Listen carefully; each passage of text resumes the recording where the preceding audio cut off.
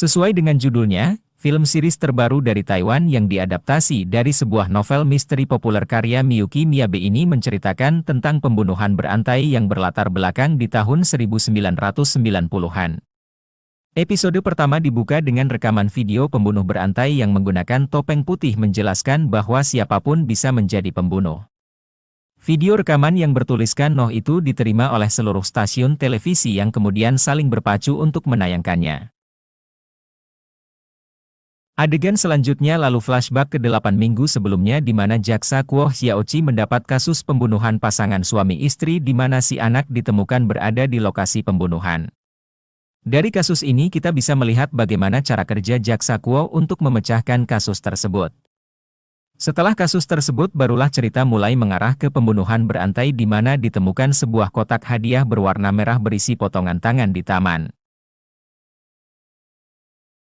Setelah diotopsi, bekas luka terkilir di jari tersebut menyerupai kasus Chiang Yuping yang disekap dan dibunuh oleh Tin Sunyi di tahun 1995.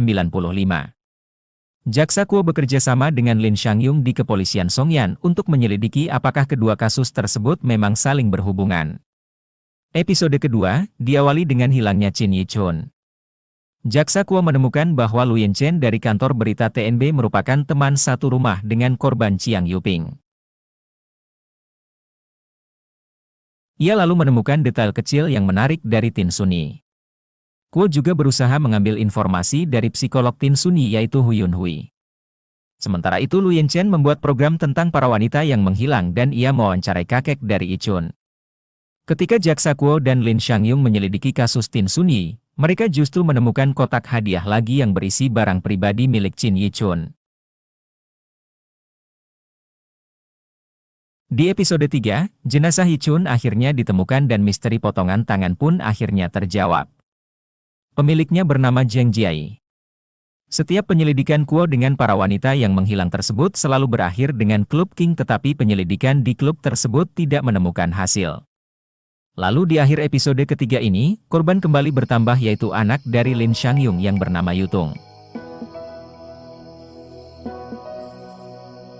Sebenarnya di awal intensitas ceritanya sangat menarik dan berbeda karena si pembunuh tidak hanya menunjukkan kekejamannya tetapi bahkan membuat anggota keluarga yang ditinggalkan semakin tersiksa dengan mengancam untuk melakukan hal yang disuruh si pembunuh. Ia tahu bahwa mereka akan melakukan apapun demi keselamatan keluarganya, dan ia membuatnya menjadi semacam permainan. Tidak hanya itu, ketika si pembunuh perlahan mulai terungkap identitasnya, muncul plot lain yang benar-benar tidak diduga sama sekali. Adegan yang menegangkan lainnya adalah, ketika jaksa Kuo mendatangi rumah Shen Qiawen, dan berbincang dengan ibunya. Sayangnya cerita yang sudah berkembang dengan menarik itu, mulai tidak konsisten di episode-episode terakhir. Pembunuhan yang di awal tersusun rapi mulai dilakukan secara spontan di akhir.